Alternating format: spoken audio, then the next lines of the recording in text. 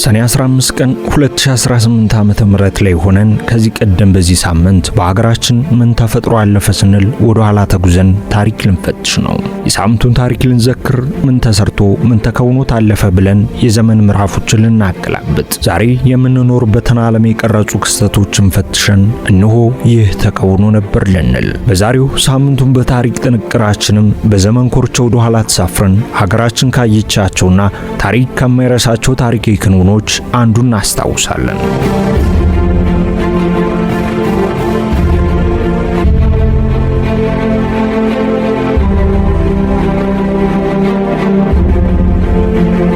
ከ95 ዓመታት በፊት በዚህ ሳምንት ሰኔ 14 ቀን የሉትራን ክርስትናን የተቀበለውና መጽሐፍ ቅዱስን ወደ ኦሮምኛ የተረጎመው ኦኔሲሞስ ነሲብ ከዚህ ዓለም በሞት ተለየ።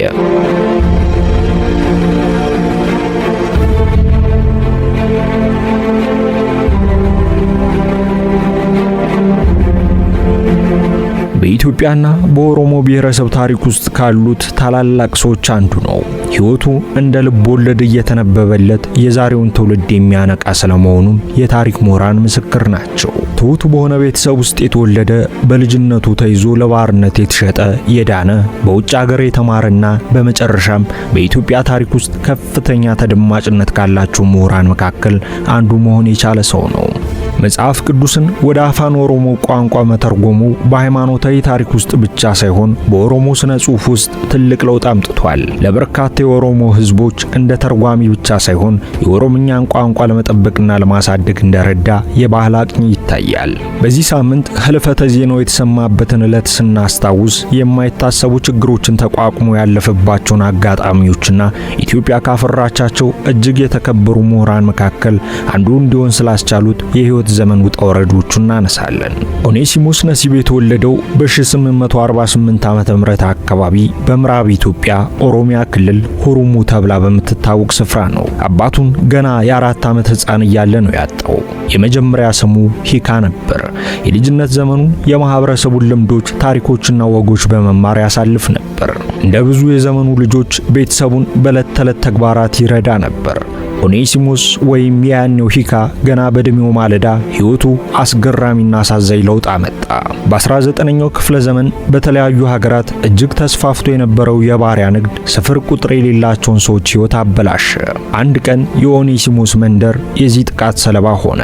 በአመፅና ትርምስ መካከል ወጣቱ ልጅ ተማርኮ ከቤተሰቡ ተለየ። ለማንኛውም ሰው ከእህት ከወንድምና ከሚያውቁት አካባቢ መነጠል አሰቃቂ ተሞክሮ ነበር። የታሪክ ምሁራን የባሪያ ንግድ ሰለባ ሆኗል የሚለውን የሚከራከሩበት ጉዳይ ቢሆንም አብዛኞቹ ዘገባዎች ለባርነት ተሽጦ እንደነበር ያረጋግጣሉ። በኋላ ላይ ራሱ ለስዊድን ወንጌላዊት ሚሽን ቦርድ በጻፈበት ጊዜ በባሪያዎች ታፍኖ በ8 ባለቤቶች እጅ እንዳለፈ መመስከሩ እውነታውን አጉልቶታል። ስዊዘርላንዳዊ ጀብደኛና አስተዳዳሪ ወርነር ሙዚንገር በማስዋ ነጻ እስኪያወጣውና በዚያች የወደብ ከተማ በሚገኘው የኢሚኩሉ ስዊድን ወንጌላዊት ሚሽን ትምህርት ቤት ገብቶ እንዲማር እድሉ እስከተሰጠው ድረስ በባርነት እጅ ወድቆ ነበር። እዚያም ጥሩ ተማሪ እንደነበር የታሪክ ማህደሩ ያሳያል። በመጨረሻም ያኔው ወጣት ሂካ መጋቢት 23 ቀን 1864 ዓመተ ምህረት በዕለተ ትንሣኤ ተጠመቀ። ኦኔሲሞስ የተሰኘውን ስምም ከተጠመቀ በኋላ እንዳገኘ መረጃዎች ያሳያሉ። ስሙ መጽሐፍ ቅዱሳዊ ትርጉም አለው። በአዲስ ኪዳን ኦኔሲሞስ ማለት ክርስቲያን የሆነና ታሪኩ ለውጥን፣ እርቅንና አዲስ ጅማሬን የሚያመላክት ባሪያ ማለት ነው። ኦኔሲሞስ ተጨማሪ ትምህርት ለማግኘት በስዊድን ብሮማ ወደሚገኘው የጆሃን ሉድ ሚስዮናዊ ሴሚናሪ ለ5 ዓመታት ተላከ። መደበኛ ትምህርት ለአብዛኛው ሰው ተደራሽ በማይሆንበት ወቅት ይህ ሕይወትን የሚቀይር እድገት ነበር። በአንድ ወቅት በባሪያ ገበያ የተሸጠው ልጅ አሁን ማንበብና መጻፍ መማር ቻለ። የትምህርቱ ዓለም የሕይወቱን አዲስ ምዕራፍ ቀረጸለት። መጻሕፍት ከዚህ በፊት አጋጥሞት ከነበሩት ከማንኛውም ነገር በላይ ሐሳቦችን፣ ታሪኮችን፣ ቋንቋዎችንና እምነቶችን አስተዋውቀውታል። ለመማር የሚጓጓና ስርዓት ያለው ተማሪ ነበር። የበለጠ እያጠና በሄደ ቁጥር ዕውቀቱን እያዳበረ ሄደ። ክርስትና ለሕይወቱ ተልእኮ ማዕከላዊ የሆነውን መጽሐፍ ቅዱስን አስተዋውቆታል። ቅዱሳት መጽሐፍትን ሲያጠና በጥልቅ የሚያስጨንቀውን ፈተና መገንዘብ ጀመረ። ሕይወቱን ለማስተካከል የሚረዳውን መንገድ አገኘ። ከኢሚክሉ ስዊድን ወንጌላዊት ሚሽን ትምህርት ቤት ወደ ማሰዋ ዳግም ሲመለስ ምህረት ኃይሉ የተባለችን ሴት አገባ። ወደ ትውልድ አገሩ ተመልሶ የሰነቀውን ዕውቀት ለሕዝቡ ሊያካፍል ሙከራውን ሀብሎ ጀመረ። ንጉሠ ነገሥት ዳግማዊ አጼ ሚኒሊክ በወቅቱ በማዕከላዊ ሱዳን በኩል ወለጋ ለመድረስ በሞከሩ የውጭ ሚስዮናውያን ላይ የጣሉትን የጉዞ ገደቦችም ለማለፍ ሞክሮ ነበር። ከአሶሳ በኋላ ብዙም አልተቃረበም ነበር። በዚህ ምክንያት የድንበር ከተማ ወደ ሆነችው ፋማካ ለመመለስ ተገደደ። ወደ ካርቱም ከጉዞ ቡድኑ ጋር ሲመለስ ህመም አጋጥሞት ነበር። በኋላም ከህመሙ አገግሞ ወደ ኢሚክሉ ሚሽን ትምህርት ቤት ለመመለስ መንገዱን አገኘ። ተጨማሪ መመሪያዎችን ከመምህራኖቹ እየጠበቀ ሳለ መጽሐፍ ቅዱስን ወደ ኦሮምኛ ቋንቋ መተርጎም ጀመረ። እንደ አውሮፓውያን አቆጣጠር 1886 ወደ ወለጋ ለመድረስ ሌላ ያልተሳካ ሙከራ አደረገ። ከዚያ ሲመለስ ግን ሙሉ ትኩረቱን መጽሐፍ ቅዱስን መተርጎም ላይ አደረገ። እንዳለመታደል ሆኖ ኦኔሲሞስ ገና በእድሜው ማለዳ የትውልድ ቀዩን ለቆ በመሄዱ የአፍ መፍቻ ቋንቋውን በበቂ ሁኔታ ለመረዳት አለመቻሉን ተገነዘበ። እርዳታ ለመጠየቅም ተገደደ። ኦኔሲሞስ መጽሐፉን ለመተርጎም ተቸግሮ እንደነበር በጣሊያን የባህር ኃይል ወደ የመን ከሄደው የባሪያ መርከብ ነጻ ወጥታ ወደ ኢሚክሉ ሚሽን ትምህርት ቤት አብራ ተቀላቅላ የነበረችው አስቴር ጋኖ መስክራለች። አስቴር ምንም እንኳን የምትችለውን ለመርዳት ብትሞክርም ለኦኔሲሞስ አጥጋቢ እንዳልነበር አክላ ገልጻለች። ኦኔሲሞስ በመጨረሻ ወደ ወለጋ የደረሰው ነደጆ በተባለ ቦታ ካረፈ በኋላ ነው። እዚያም በገዢው ደጃዝማች ገብረ እግዚአብሔር ታላቅ አቀባበል ተደርጎለታል። ኦኔሲሞስ እርሱን ለመቀበል ተገኝተው ለነበሩ ሰዎች ክርስትናን በኦሮምኛ ቋንቋ ሰበከ። በዚያን ጊዜ ስብከቱን የኢትዮጵያ ኦርቶዶክስ ካህናት ሊረዱት ያልቻሉት ስለሆነ ጥላቻን አስከተለ። ከቄሶች ጋርም ግጭት ውስጥ ገባ።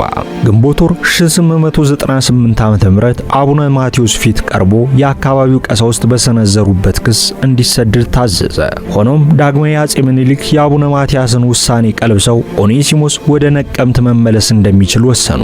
ነገር ግን እዚያ መስበክ እንደማይችል ተነገረው። ኦኔሲሞስ ቀጥለው በመጡት ዓመታት ሕይወቱ በነቀምት በሚገኘው ትምህርት ቤት በማስተማር ላይ ብቻ የተወሰነ ነበር። 1909 ዓ.ም ልጅ ኢያሱ ወደ ስልጣን መጥተው እምነቱ እንዲሰብክ እስከሚፈቅዱለት ድረስ ከሀገሩ የመባረር ስጋት ነበረበት።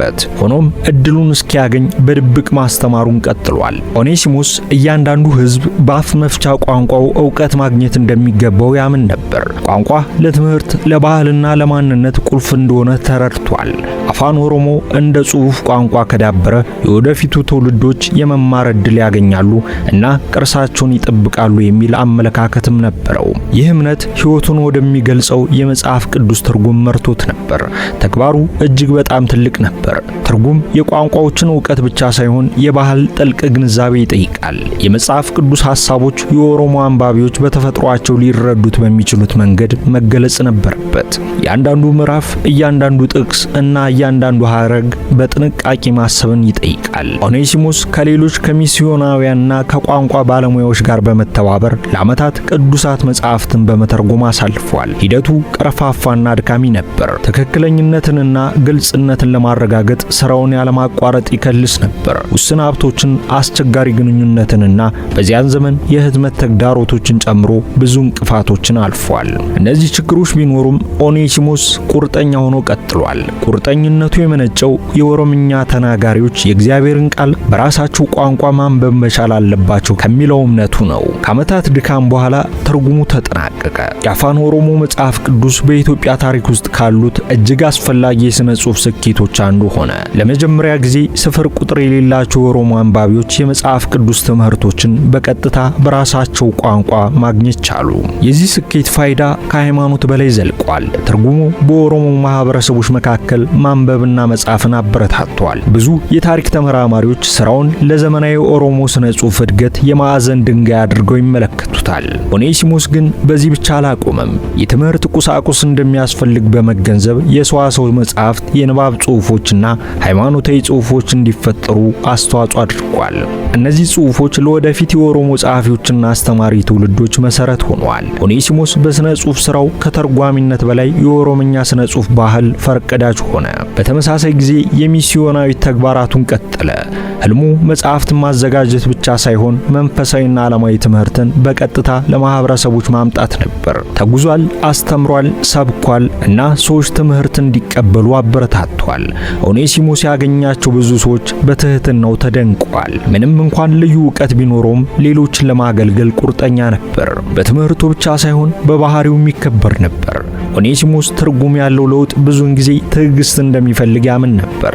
ከህይወቱ አስደናቂ ገጽታዎች አንዱ ችግር ቢኖርም ትኩረትን የመጠበቅ ችሎታው ነው። በልጅነቱ ባርነትን ተቋቁሞ በመትረፍ ገና በለጋ ዕድሜው ጽናትን ተምሯል። ያጋጠመው እያንዳንዱ ፈተና ቁርጠኝነቱን አጠናክሮለታል። ኦኔሲሞስ ለህዝብ ስኬቶቹ ብዙ ትኩረት ቢሰጥም የቤተሰብ ሰውም ነበር። የታሪክ መዛግብት እንደሚያሳዩት ትዳሩን አክባሪ ሰው ነበር። ሚስቱ ምህረት ኃይሉ በአገልግሎቱ ዓመታት ሁሉ አስፈላጊ የህይወት አጋር እንደነበረች የታሪክ ማህደሩ ያሳያል። ኦኔሲሞስ የልጆች አባት እንደነበርም ይገለጻል። በ20ኛው ክፍለ ዘመን መጀመሪያ ላይ ኦኔሲሞስ በትውልዱ ውስጥ ካሉት እጅግ የተከበሩ የኦሮሞ ምሁራን መካከል አንዱ ሆኗል። እንደ ተርጓሚ፣ አስተማሪ፣ ሚስዮናዊ፣ የቋንቋ ሊቅና የባህል አቅኚ ይደነቅ ነበር። ነገር ግን እድሜ እየገፋ ሲሄድ እንደ በፊቱ ሁሉ የመጓዝና የመስራት ችሎታውን ቀስ በቀስ ቀንሷል። ይሁን እንጂ በኋላኛው የህይወቱ ምዕራፍ እንኳን ለተልእኮው ቁርጠኛ ሆኖ ቀጥሏል። ማንበብና መጻፍ፣ እምነትና ትምህርት በህዝቡ መካከል ሊሰርጹ ይገባል ሲል በጽናት ቀጥሏል። ለ10 ዓመታት ያነሳሰው ህልም ፈጽሞ አልጠፋም። ስለ ህይወቱ ሲያሰላስል ያልተለመደ ጉዞ ማየት ይችል ነበር። ሂካይ የተባለ ትንሽ ልጅ እያለ ተይዞ ለባርነት ተሽጧል። አንድ ቀን ስራው በትውልዶች ላይ ተጽዕኖ የሚያሳድር ምሁር እንደሚሆን የሚገምቱ ጥቂቶች ነበሩ። ህይወቱ የትምህርትን የጽናትንና የእምነትን ኃይል አሳይቷል። በመጨረሻም ከ95 ዓመታት በፊት በዚህ ሳምንት ሰኔ 14 ቀን ከዚህ ዓለም በሞት ተለይቷል። ታሪካዊ ስኬቶቹ ግን ሁሌም ከመቃብር በላይ ሕያው ሆነው ይቆያሉ።